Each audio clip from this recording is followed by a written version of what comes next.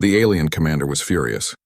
His name was Theron, and he belonged to a reptilian species that had served the Empire for 3,000 years. His scales turned dark red when he was angry, and right now they were almost black. "How many ships did we lose?" he demanded. His second officer, a thin creature with too many arms, checked the displays. "3 cruisers completely destroyed, Commander. 247 crew members lost." Theron slammed his clawed hand on the console. "These humans destroyed our ships with their primitive base. This is unacceptable. I am calling for reinforcements." He sent an emergency message across the faster-than-light communication network. The message traveled thousands of light years instantly, reaching the Empire's military command. Within hours, they responded. The Third Armada would be dispatched to Earth, 200 warships. Enough firepower to turn an entire planet to dust, but those ships would take 3 days to arrive. Until then, Theron would have to manage with what he had. His main vessel was powerful enough to destroy a planet alone, but now he was cautious. These humans had surprised him once. He would not let it happen again. "Deploy all fighters," Theron ordered. "Launch the bombardment drones. Destroy every human military installation from orbit. If they hide weapons in their bases, we will destroy the bases from a safe distance." On Earth, Admiral Taiwan watched the alien ship launch hundreds of small attack craft. They swarmed out like angry insects heading toward Earth's atmosphere. "They are coming," he said calmly. "Commander Hyan, activate the orbital defense platforms." Around Earth, 12 massive platforms powered up. Each platform was the size of a city block, covered in weapons and shielding. They had been built over 30 years, designed to protect Earth from asteroid impacts and hostile ships. Now they would face their true test. The platforms opened fire. Railguns launched metal slugs at incredible speeds. Laser batteries created beams of concentrated light. Missile pods released swarms of interceptors. The space around Earth lit up with weapons fire. The alien fighters had shields. The first wave of human weapons bounced off harmlessly, but the defense platforms kept firing.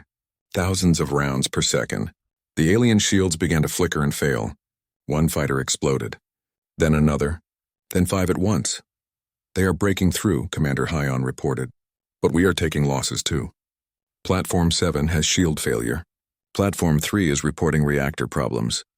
Admiral Taiwan knew the platforms could not hold forever. Execute Phase 2. Release Ghost Squadron." In the asteroid belt, Squadron Commander Daehyun received the order. He looked at his 199 fellow pilots. They sat in their fighters, hands on the controls, hearts beating fast. "This is it," Daehyun said over the communication channel. "Remember your training. 3 seconds inside. Plant the charges. Phase out. Do not stay longer than 3 seconds or the dimensional field will collapse and you will die. Good luck, everyone. For Earth. For Earth." The pilots responded together. The Ghost Squadron fighters activated their engines and accelerated toward the battle. They were small craft, each carrying only one pilot. They had no weapons except for the explosive charges mounted inside. They did not need weapons. They were the weapon. As they approached the massive alien warship, the enemy sensors finally detected them. The ship's defensive systems activated. Energy beams reached out to destroy the fighters. 3 pilots died instantly, their craft vaporized by the alien weapons. "Stay in formation," Daehyun commanded. "Prepare to phase on my mark. 3, 2, 1, phase." The fighters disappeared. For exactly 3 seconds, they existed outside normal space, in a strange gray dimension where reality looked twisted and wrong. They passed through the alien ship's shields like ghosts. They passed through the thick armor plates. They materialized inside the ship. Daehyun found himself in a massive engine room. Strange machinery surrounded him, glowing with energy he did not understand. He had 3 seconds. He launched his explosive charge and immediately hit the phase button again. He reappeared in normal space outside the ship. All around him, other fighters were phasing back out. Some did not return. Their dimensional shifts had failed. They were gone forever, lost in the space between dimensions. "All pilots retreat to safe distance," Daehyun ordered. The Ghost Squadron pulled back. 10 seconds later, the explosive charges detonated. All across the alien warship, internal explosions ripped through critical systems. Engine rooms burst into flames. Reactor chambers destabilized. Weapons banks went offline. The ship shook violently. Theron held onto his command chair as everything rocked from internal explosions. "Report," he roared. Internal breaches on 53 decks, his officer shouted. Engine power at 40%. Shields failing. How did they get inside our ship? Theron did not understand. No weapon could penetrate their shields, but somehow these humans had done exactly that. Emergency repairs. Get the shields back online. But the battle was not over. Captain Minho's stealth destroyers had been waiting patiently, hiding in the debris field. Now they revealed themselves, firing their railguns at the damaged alien ship. The projectiles hit the weakened sections where explosions had torn through the armor. Multiple contacts, the alien officer screamed. Ships appearing from nowhere. Our sensors did not detect them. The stealth destroyers were fast. They fired and moved, never staying in one place. Their quantum warheads streaked through space, targeting the alien ship's remaining functional reactors. When the warheads hit, they created the same destabilizing effect that had destroyed the cruisers at the moon. The ship was dying. Theron knew it. His great vessel, which had conquered 20 worlds, was being torn apart by these primitive humans. All ships retreat, he commanded. Fall back to the outer system. We wait for the Third Armada. The alien fighters and drones began pulling back. On Earth, Commander Hyon wanted to pursue, but Admiral Taiwan stopped him. Let them go. We need to regroup and repair. How many platforms did we lose? Commander Hyon checked his screens. His face was sad. Platform 7 was destroyed completely. Platforms 3, 8, and 11 are badly damaged. We lost 6,000 people. The command center went quiet. 6,000 lives. 6,000 families who would receive terrible news today. President Ji-sun closed her eyes briefly, mourning the dead. Then she opened them and looked at the displays. How many enemy ships did we destroy? 3 cruisers at the moon? We damaged their main ship severely. We destroyed 48 fighters and 12 bombardment drones, Admiral Taiwan reported. Ghost Squadron lost 17 pilots. The stealth destroyers all survived. 6,000 human lives for 3 alien cruisers and 50 fighters. The math was brutal. But humanity had achieved something important. They had proven they could fight back. Across the solar system, the damaged alien ship limped away from Earth. Inside, Theron sent his report to the approaching Third Armada. He told them everything. The explosive moon base, the phasing fighters, the invisible ships, the quantum warheads. The commander of the Third Armada was a veteran of 100 battles. She read Theron's report with growing concern. These humans had technology that should not exist. They fought with creativity and courage that the Empire had not faced in centuries. When we arrive, she told her officers, we will not underestimate them. We will destroy this planet from maximum range. We will use every weapon we have. These humans are dangerous. On Earth, the celebrations were brief. Yes, they had won the first battle. But everyone knew more ships were coming. Bigger ships. More ships. Admiral Taiwan gathered his commanders for an emergency meeting. Our intelligence has intercepted alien communications, he said. 200 ships are coming.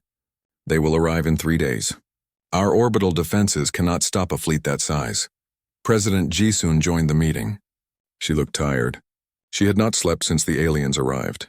What are our options? Colonel Ji-won, the head of tactical planning, stood up. She was a short woman with gray hair and sharp eyes. We cannot win a direct fight. But we do not need to win. We need to survive long enough for our secret mission to succeed. What secret mission? Commander Hyon asked. Colonel Ji-won looked at President Ji-sun, who nodded permission to speak. We are sending a small fleet deep into Empire territory. Dr. Yuna has discovered something in the alien data files. Something that could change everything. Dr. Yuna activated a screen showing alien star maps. The Empire has conquered many species. But they did something terrible.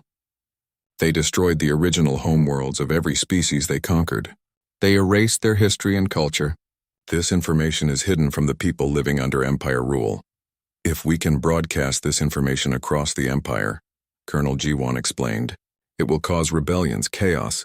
The Empire will tear itself apart from the inside. Admiral Taiwan understood. So we need to hold out for 3 days. We need to survive long enough for this mission to reach Empire space. Exactly, President Ji-sun confirmed. Captain Gina is leading the mission. She left yesterday with 12 fast ships and our best diplomats. They carry all the evidence Dr. Yuna discovered. If they succeed, the Empire will have bigger problems than Earth. Commander Hyon looked at the tactical displays. 3 days. We need to survive 200 warships for 3 days. Far across the galaxy in the Empire's capital world, the ruling council gathered. The capital planet was called SciFiPrime, a world of towering crystal cities and artificial suns. 12 species sat around a massive circular table, each representing one of the founding members of the Empire. The council leader was an ancient being whose species had created the Empire 10,000 years ago. Its body was like living stone, gray and hard, with eyes that glowed faint blue. "Explain this failure," the council leader commanded. Its voice sounded like rocks grinding together.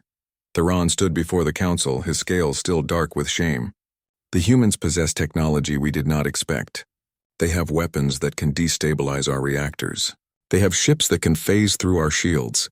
They fight with desperation and creativity." One council member, a tall insect-like creature, clicked its mandibles angrily. "They destroyed 3 cruisers. They damaged our main ship. This is unacceptable. These humans must be exterminated completely." Another council member disagreed. This one was covered in blue fur and had 6 arms. "Perhaps we should negotiate. If they have such advanced technology, perhaps they would be useful as allies rather than slaves." "Negotiate?" The stone-like council leader's voice grew harsh. "We do not negotiate, we rule. The Empire does not bow to primitives. Send the Grand Fleet 2,000 warships, planet killer weapons, elite soldiers, turn their world to ash. Leave nothing alive." The vote was taken. 10 members voted to destroy Earth completely. Only 2 voted for negotiation. The decision was made. The Grand Fleet would be assembled and sent to Earth. It would take them 7 days to gather and travel to the human system. On Earth, those 7 days passed like a nightmare. The Third Armada arrived as expected, but humanity fought harder than anyone thought possible. The battle raged across the solar system. Admiral Taiwan used every tactic he could think of. He hid ships in asteroid fields. He launched surprise attacks from behind Mars. He used Ghost Squadron again and again, even though more pilots died with each mission. Squadron Commander Daehyun led every attack personally, refusing to send his pilots anywhere he would not go himself. The orbital defense platforms fell one by one. Platform 9 was destroyed on day 4. Platforms 2 and 6 fell on day 5. By day 6, only 3 platforms remained functional. Earth had lost 20,000 soldiers and civilians. The space around the planet was filled with debris and wreckage, but humanity was not alone in suffering. The Third Armada had started with 200 ships.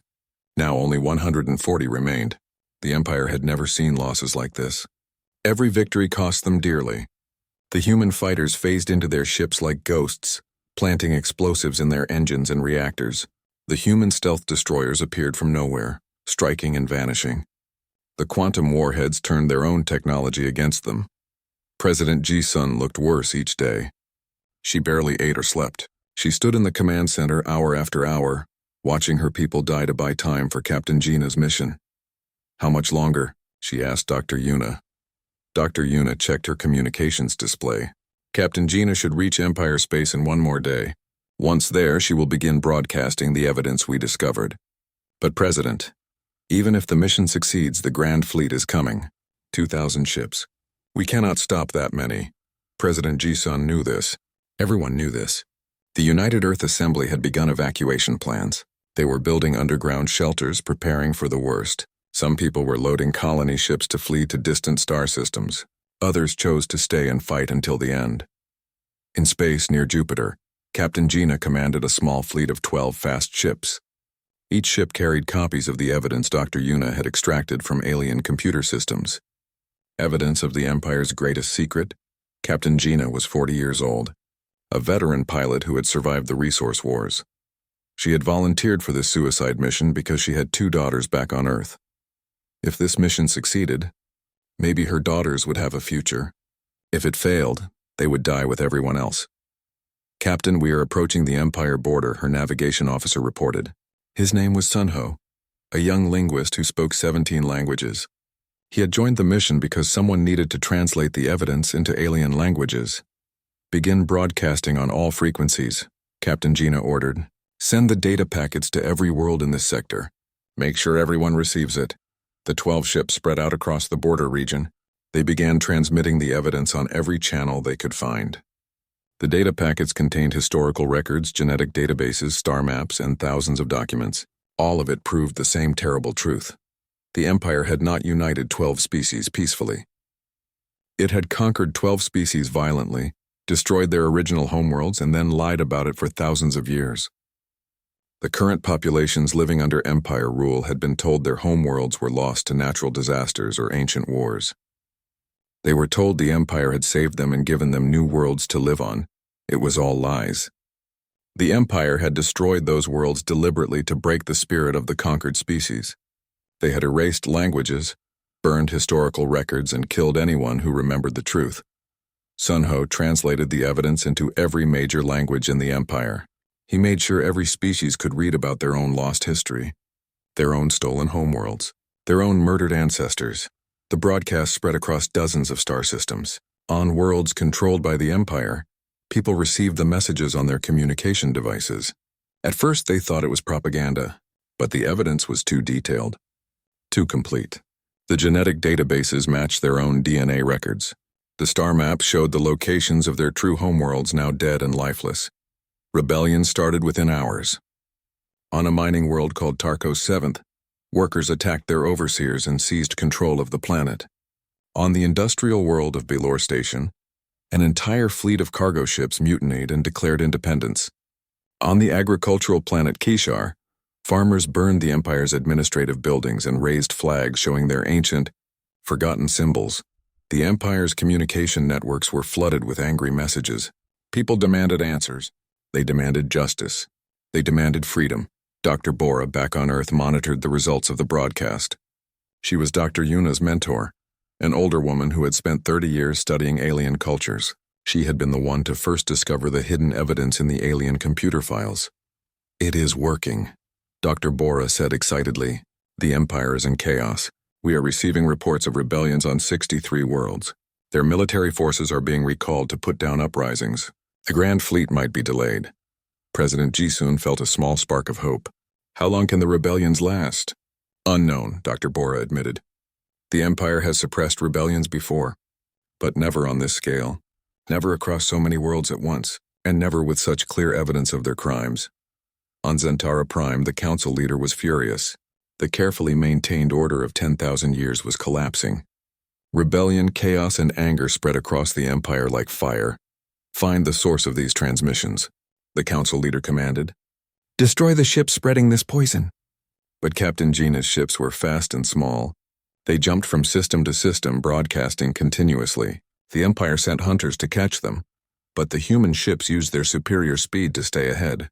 They broadcast to world after world, spreading the truth like seeds. Captain Gina knew she would probably die. The Empire would eventually catch them. But every hour they survived was another hour that the truth spread. Every world that heard the message was another crack in the Empire's foundation. "Captain, we have broadcast to 147 worlds," Sun Ho reported. "The message is spreading by itself now. People are copying it and sending it to other systems. We cannot stop it even if we wanted to." Captain Gina smiled. "Good. That means even if we die here, the mission succeeds. The truth is out there now. The Empire cannot put it back in the box."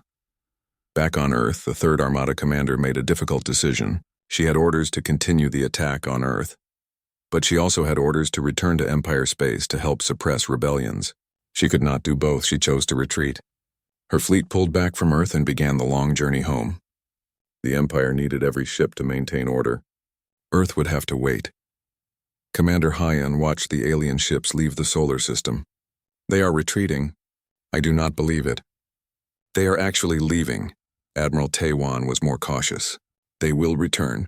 This is just a delay, but we bought time." "Maybe enough time." President Jisoo received a secure transmission from Captain Gina. The message was brief. "Mission successful. Truth spreading across Empire. Multiple rebellions confirmed. Continuing to broadcast. Tell Earth to hold on. We changed the game." President Jisoo read the message aloud to everyone in the command center. For the first time in days, people smiled. Some cried with relief. They had lost so much. So many good people had died. But maybe, just maybe, those sacrifices had meant something. "Prepare a message," President Jisoo ordered. "Broadcast it on all frequencies. Send it to every alien ship in the Empire. Send it to every conquered world. I want everyone to hear this. Dr. Yuna did not sleep for 2 days. Her laboratory looked like a storm had hit it. Papers covered every surface. Empty coffee cups formed small towers on her desk. Her team of scientists worked around the clock, analyzing every piece of data they had intercepted from the alien ship. Look at this, she said to her assistant, pointing at a screen filled with alien symbols. These are historical records. The Empire keeps detailed files of every conquest. They are very organized about their invasions. She pulled up image after image. Worlds burning, cities falling, species kneeling before the Empire's forces. The records went back thousands of years. The pattern was always the same. The Empire would arrive with overwhelming force. They would make their demand. The species would see the massive fleet and surrender immediately. They have never fought a real war, Dr. Yuna realized. Not in thousands of years. They just show up with big ships and everyone gives up. This information was crucial. She immediately sent it to Admiral Taiwan and President Ji-sun. If the Empire had not faced real resistance in millennia, they might not be as strong as they appeared. They had become comfortable, lazy. They expected easy victories. Meanwhile, in a secret military facility beneath the Swiss mountains, Captain Minho stood before a locked door. He placed his hand on the scanner, and the massive steel barrier slowly opened. Behind it was a room that officially did not exist. Inside that room were weapons that humanity had developed in absolute secrecy. Admiral Taiwan had summoned Minho to the Global Command Center for an emergency briefing. Captain Minho was the head of stealth operations, a division so classified that most governments did not know it existed. He was a thin man with sharp eyes and a quiet voice, the kind of person who disappeared in a crowd. When he arrived at the command center, President Ji-sun, Admiral Taiwan, Commander Hyun, and Dr. Yuna were waiting for him. "Show them," Admiral Taiwan said. Captain Minho connected his tablet to the main screen. Images appeared of strange weapons and unusual spacecraft. After we discovered the Mars ruins, we knew aliens existed. We knew they might come one day. So we prepared. We built these. The first image showed a missile, but it was unlike any normal missile. This is a quantum disruption warhead. Dr. Yuna's team helped us develop it using technology we learned from the Mars site. When it detonates, it creates a field that destabilizes exotic matter. Most alien ships use exotic matter in their reactors. If we hit them with this, their own power source will tear them apart. Commander Hyun leaned forward. "How many do we have?" 300, Captain Minho answered. "We have been building them for 8 years. President Ji-sun looked hopeful for the first time since the aliens arrived. "What else?" Captain Minho smiled slightly. "Ghost Squadron. We developed a new type of fighter craft. They use dimensional shift technology. Another gift from the Mars ruins. These fighters can phase out of normal space for exactly 3 seconds. During those 3 seconds, they can pass through solid objects, through shields, through armor, through anything." Admiral Taiwan understood immediately. "They can appear inside an enemy ship." "Exactly," Captain Minho confirmed. "Our pilots can phase into the alien vessel, plant explosives, and phase back out before the enemy even knows they are there." "How many pilots have trained for this?" Commander Hyun asked. 200, Captain Minho said. "The best pilots from every nation." Led by Squadron Commander Dae-hyun. He has personally completed 1,000 training missions. Dr. Yuna looked worried. "The dimensional shift technology is dangerous. In our tests, 5% of attempts resulted in catastrophic failures. The pilots who failed did not survive." "The pilots know the risks," Captain Minho said quietly. "They volunteered anyway." President Ji-sun stood and walked to the window. The alien ship still hung in the sky, dark and threatening. "We have 22 hours left before their deadline expires." "What is our plan?" Admiral Taiwan activated a holographic display of the solar system. "The Empire sent only one ship because they think we will surrender. That is their first mistake. Their second mistake is sending that ship into our home system. Out there in deep space, we would have no advantages. But here near Earth, we control the battlefield." He pointed to the moon. "Our Luna Station Alpha is here. It has 8,000 personnel. We will evacuate everyone immediately and turn the base into a trap. When the aliens attack, they will target the moon first. They always attack military installations to demonstrate their power." Commander Hyun nodded. "We fill the base with explosives and quantum warheads. When they get close, we detonate everything. It will destroy the base, Dr. Yuna said sadly. We spent 30 years building Luna Station. Better to lose the base than lose Earth, President Ji-sun said firmly. Continue, Admiral. Admiral Taewon moved his hand across the hologram showing Earth's orbit. We have 12 defense platforms in orbit. The aliens know about them. They will expect us to use them. But they do not know about Ghost Squadron. We will hide those fighters in the debris field near the asteroid belt. When the battle begins, they will strike. Captain Minho added more details. We also have stealth destroyers positioned throughout the system. The alien sensors cannot detect them. We developed the stealth coating from Mars technology. These ships appear as empty space on their scanners. President Ji-sun made her decision. Execute the plan. Evacuate Luna Station immediately. Prepare the trap. Ready, Ghost Squadron. And Captain Minho, make sure your stealth destroyers are in position. The meeting ended. Everyone had their orders. As they left, Admiral Taewon stopped Dr. Yuna. Do you think we can win? Dr. Yuna was quiet for a moment. The Empire has superior technology.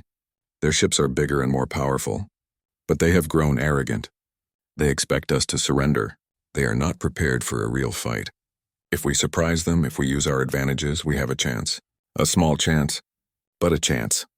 On the moon, the evacuation of Luna Station Alpha began immediately. Engineers worked frantically, placing quantum warheads throughout the base.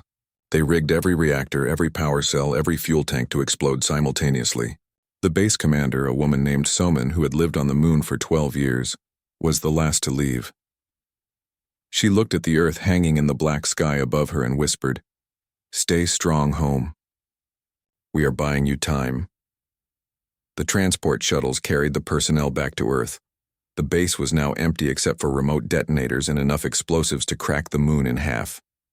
In space, Squadron Commander Daehyun gathered his pilots.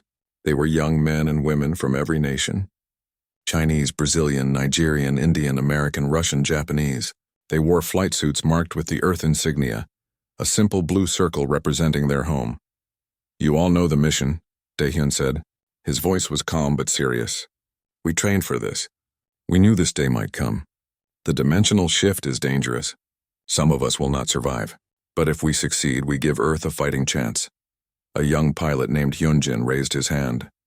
Commander, what if the dimensional shift fails while we are inside the alien ship? Daehyun looked at him. Then you die instantly. You will not feel pain. You will not suffer. You will simply cease to exist in this dimension. But your sacrifice will matter. Every ship we destroy is one less weapon aimed at Earth. The pilots accepted this. They had all volunteered knowing the risk. They had all said goodbye to their families. They were ready. Across the solar system, Captain Minho's stealth destroyers moved into position. These ships were small and fast, painted with special coating that absorbed sensor radiation. They carried powerful railguns and quantum warheads. Each ship had a crew of only 15 people, all specialists in guerrilla warfare. The trap was set. Earth was ready. The 48 hours expired. On the alien ship, the crystal-armored commander read humanity's refusal one more time. He was genuinely surprised. In his 300 years of service to the Empire, he had conquered 24 worlds. Not once had a species rejected the ultimatum. He sent a message to his crew. These humans are foolish. We will teach them respect. Target their moon base. Destroy it completely. Show them what happens to those who defy the Empire. 3 attack cruisers detached from the main ship. They moved toward the moon, their weapons charging. On Earth, everyone watched.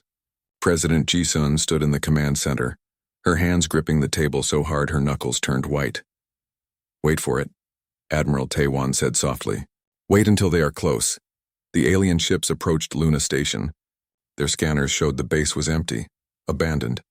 They moved closer, preparing to fire. Now, Admiral Taewon commanded. Engineer Soman, watching from Earth, pressed the detonator. The moon exploded with light. 300 quantum warheads detonated simultaneously. The exotic matter reactors of the alien cruisers destabilized instantly. The ships tore themselves apart from the inside. The explosion was so massive that people on Earth saw it clearly. A brilliant flash of light where Luna Station had been. On the alien command ship, alarms screamed. The crystal-armored commander stared at his screens in disbelief. 3 cruisers destroyed, impossible. These were primitive creatures. They should not have weapons capable of this. The morning sky over Seoul turned dark without warning. People stopped on the streets and looked up. Something massive blocked the sun. It was a ship, but not like any ship humanity had ever built. The vessel stretched across the entire city, its surface gleaming with strange metals that seemed to shimmer and move. Admiral Taewon was drinking his morning coffee when every alarm in the Global Command Center started screaming at once. He dropped his cup and ran to the operations room. Screens showed the same image from every satellite and camera pointed at the sky. A ship the size of a small country floated above Earth. President Ji-soon arrived at the command center within 20 minutes. Her face was calm, but her hands shook slightly as she gripped the edge of the table. Around her, military officers and scientists argued loudly, trying to understand what was happening. Then the message came. Every television, every phone, every computer screen on Earth displayed the same thing. A tall figure appeared, its body covered in armor that looked like living crystal. When it spoke, the words came in every human language at once. Humans of Earth, we are the Galactic Empire. We have ruled this section of space for 10,000 of your years. We have brought order to 847 worlds. Today we extend our hand to you. Submit to our rule. Dismantle your weapons. Provide us with your resources and technology. Do this and you will live as part of our great civilization. Refuse and you will be destroyed like all others who chose foolishness over wisdom. You have 48 hours to decide. The message ended. Silence filled the command center. Then everyone started talking at once. Some shouted that Earth should surrender immediately. Others demanded they fight. President Ji-sun raised her hand and slowly, the room became quiet. Get me Commander Hyun and Dr. Yuna, she said. Right now. Commander Hyun controlled the orbital defense platform, a massive station floating above Earth's atmosphere. He was a tall man with gray hair and a scar across his left cheek from an accident during the Mars colonization mission. When he appeared on the screen, his face was serious. President, the alien ship is not moving. It is just sitting there. Our sensors cannot fully scan it. The technology is beyond anything we understand. Dr. Yuna joined the video call from her laboratory. She was young, only 32, but she was Earth's best expert on theoretical alien technology. For years, she had studied the ruins discovered on Mars, ancient structures left by some unknown civilization millions of years ago. Those ruins had taught humanity that aliens existed. Now those aliens were here. I have analyzed their transmission, Dr. Yuna said quickly. Her fingers moved across her tablet as she spoke. The message contains hidden data, technical specifications, historical records. They sent this information to show us their power. I have seen records of 12 different alien species. All of them serve this empire. All of them were conquered. Admiral Taewon leaned forward. How many ships do they have? Dr. Yuna looked at her screen. According to their data, they have tens of thousands of warships across their territory, but she paused. They only sent one ship here. Just one. The room went silent again. President Ji-sun understood immediately. They think we are primitives. They believe one ship is enough to make us surrender. That is arrogant, Commander Hyun said. His voice was cold and angry. Yes, President Ji-sun agreed. It is very arrogant. She stood up and walked to the window. Outside, people were panicking in the streets. Some were crying. Some were praying. Some were loading their families into cars and driving away, though there was nowhere on Earth to hide from a ship that size. Admiral Taewon, she said. What weapons do we have? The Admiral took a deep breath. We have the orbital defense platforms. We have nuclear missiles. We have the new quantum weapons that Dr. Yuna helped us develop from the Mars technology. But President, that ship is enormous. We do not know if our weapons can hurt it. Can we fight? She asked simply. Admiral Taewon looked at Commander Hyun. They had both served in the military for 30 years. They had fought in the resource wars. They had survived the collapse. They knew war. They knew death. But they also knew surrender. We can fight, Admiral Taewon said. We might lose. Probably we will lose, but we can fight. President Ji-sun nodded slowly. She turned to face everyone in the room. Call an emergency meeting of the United Earth Assembly. I want representatives from every nation here in 2 hours. We will vote. But I will tell you what I believe. We did not survive the Ice Age, the plagues, the wars, and the collapse of our old world, just to kneel to aliens who think we are animals. Dr. Yuna spoke up nervously. President, if we fight and lose, they will kill everyone. Every human. They have done this before. Their records show at least 15 species that refuse to surrender. Those species do not exist anymore. I understand, President Jisun said. But Dr. Yuna, if we surrender, we will lose something more important than our lives. We will lose our freedom. We will become slaves. Our children will grow up under alien masters. Is that a life worth living? Dr. Yuna did not answer. No one did. They all knew the truth. Survival meant nothing if they had to live on their knees. 2 hours later, the United Earth Assembly gathered. Representatives from every nation crowded into the Great Hall.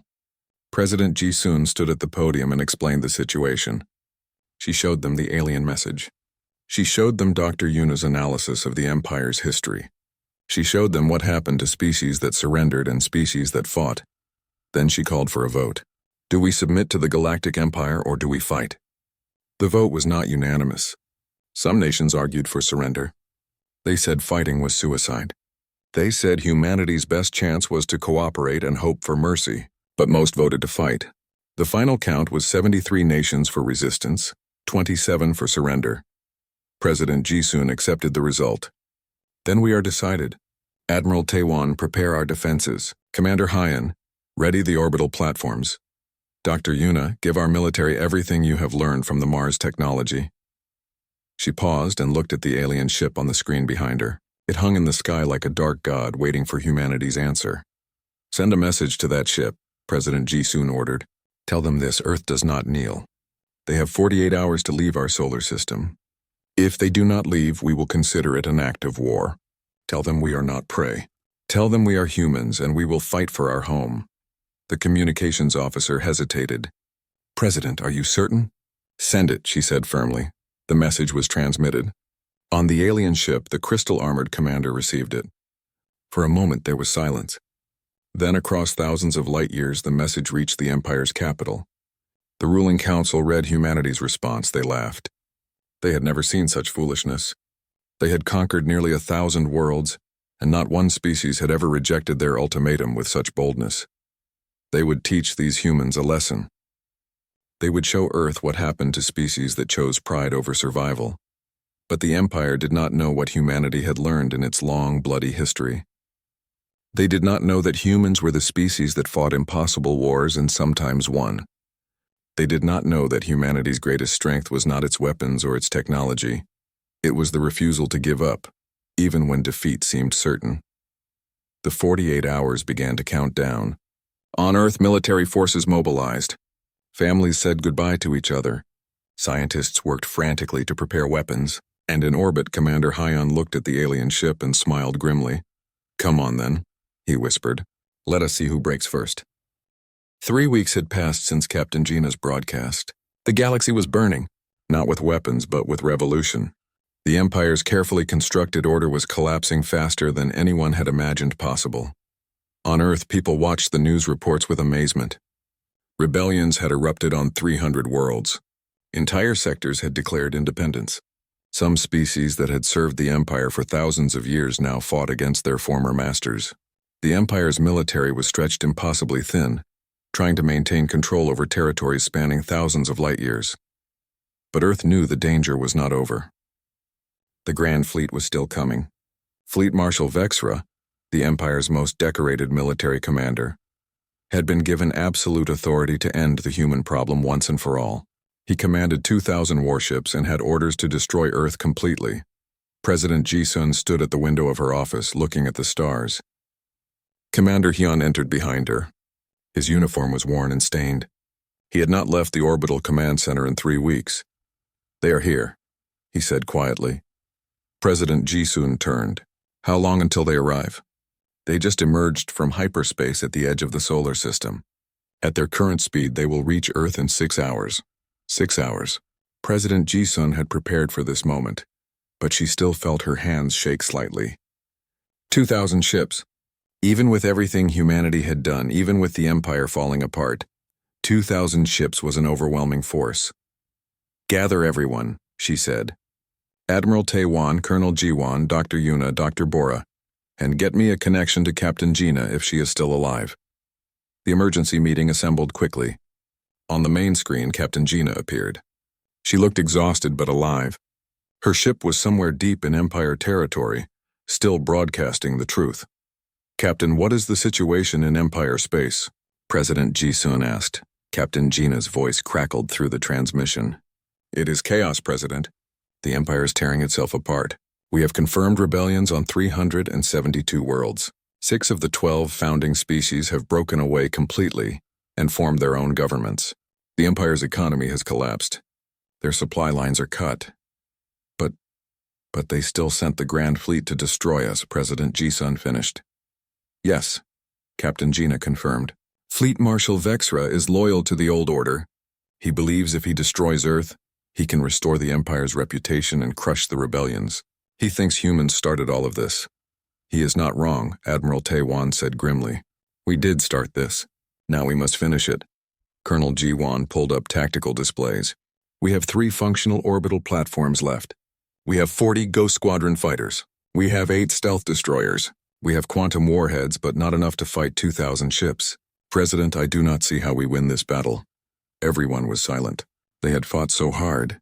They had survived so much. But mathematics was mathematics. 2,000 ships against what remained of Earth's defenses. "It was impossible," Dr. Bora spoke up. She was old and her voice was soft, but everyone listened. "We do not need to win the battle. We need to win the war. And the war is not just military. It is political. It is about ideas and truth." Dr. Yuna understood immediately. "We broadcast another message, but not to the Empire's people. To the Fleet Marshal himself, to his officers, to his soldiers. We tell them what fighting for Earth means." President Ji-sun nodded slowly. "We give them a choice. We show them that destroying Earth will not save the Empire. It will only guarantee its complete destruction. It might not work," Admiral Taewon warned. "Fleet Marshal Vexra is a soldier. He follows orders. Then we make sure everyone else hears it too," President Ji-sun said. "We broadcast this message across the entire galaxy. We make it impossible for him to attack us without the whole galaxy watching." The plan was set. President Ji-sun prepared her statement while Dr. Yuna and Dr. Bora prepared supporting evidence. They would show the Empire's fleet exactly what would happen if they destroyed Earth. 6 hours later, the Grand Fleet reached Earth's orbit. 2,000 massive warships surrounded the planet like a steel cage. Fleet Marshal Vexra was an old soldier from a species that looked like walking trees. His bark-like skin was scarred from 100 battles. He had served the Empire faithfully for 200 years. He opened a communication channel to Earth. "Humans of Earth, I am Fleet Marshal Vexra of the Galactic Empire. You have caused chaos and destruction across our civilization. You have spread lies and propaganda. You have encouraged rebellion and violence. For these crimes, your planet will be destroyed. You have 1 hour to evacuate anyone you can. After that, we will begin the bombardment." The communication ended. On Earth, air raid sirens began to sound. People rushed to the underground shelters. Children cried. Parents held them close. Everyone knew that the shelters would not save them from 2,000 warships. They were going to die. But President Ji-sun was not finished fighting. She activated every communication relay on Earth. She hacked into the Empire's military frequencies. She broadcast her message on every possible channel. And most importantly, she made sure that her message was transmitted across the entire galaxy. Every world, every ship, every communication device would receive it. President Ji-sun appeared on billions of screens simultaneously. Behind her stood Admiral Taewon, Commander Hyun, Dr. Yuna, Dr. Bora, Squadron Commander Daehyun, and Captain Minho. They represented humanity's defense forces, bloodied but unbroken. "Fleet Marshal Vexra," President Ji-sun began. "You say we spread lies, but we only revealed the truth that your empire hid for thousands of years. You say we caused chaos, but we only gave enslaved people the information they needed to choose freedom. You say we encouraged rebellion. Yes, we did. Because rebellion against tyranny is not a crime. It is a right." She paused and looked directly into the camera. "You believe destroying Earth will restore the Empire's power. You are wrong. We have prepared for this possibility. Hidden across Empire territory are data caches filled with more evidence of the Empire's crimes. If Earth is destroyed, these caches will automatically release their contents. Every species in the Empire will learn every terrible thing your leaders have done. Every massacre, every destroyed world, Every genocide. Dr. Yuna stepped forward. We have also distributed weapons technology to rebel groups across the Empire. If Earth falls, those groups will have quantum warheads. They will have dimensional shift technology. They will have stealth systems. Everything we developed to defend ourselves we have shared with those fighting for freedom. Captain Gina's face appeared on the screen from her ship deep in Empire space. I command 12 ships, but I have made contact with resistance groups on 400 worlds. If Earth is destroyed, those worlds will rise up simultaneously. The Empire will face civil war on a scale never seen before. You will not have an empire to rule. Only ashes. President Jisun spoke again. Fleet Marshal Vexra, you have a choice. You can destroy Earth and guarantee the Empire's complete collapse, or you can withdraw and let the galaxy choose its own future. The Empire you served is already dying. You cannot save it by killing us. You can only make the death more painful for everyone. She leaned forward, her voice becoming harder. Here is our ultimatum. Withdraw from Earth's system within 24 hours. Order all Empire forces to stand down across the galaxy. Allow peaceful independence for any world that wishes it. Begin dismantling the oppressive power structure that caused so much suffering. Do this and we will help stabilize the transition. We will share our technology. We will work with you to build a better future. Admiral Taiwan spoke next. If you refuse, if you fire on Earth, we will activate every weapon system we have prepared. We will trigger rebellions that will burn through Empire space like wildfire. We will ensure that the Empire's fall is as violent and destructive as possible. Your choice, Marshal. Peace or total war? The transmission ended. On the bridge of his flagship, Fleet Marshal Vexra stood in silence. Around him, his officers waited for orders. They had the firepower to destroy Earth. They could complete their mission. But everyone had heard the human president's words. Everyone knew the consequences. Marshal, his second officer said carefully, "What are your orders?" Vexra looked at the blue planet on his display. Such a small world. Such stubborn people. He had conquered 53 planets in his career. He had seen species surrender. He had seen species fight and die, but he had never seen anything like this. The humans had turned their impending destruction into a weapon. If he destroyed Earth, the Empire would fall. If he retreated, he would be admitting defeat. There was no good choice. He opened a secure channel to the Empire's capital. The council leader answered immediately. Fleet Marshal, why have you not attacked? Because, Council Leader, the humans have made it impossible to attack without destroying everything we are trying to save. If I destroy Earth, the Empire will explode into civil war. We do not have the forces to stop it. We are already losing control of half our territory. Then what do you suggest? The council leader's voice was cold with anger. Vexra made the hardest decision of his military career. I suggest we withdraw.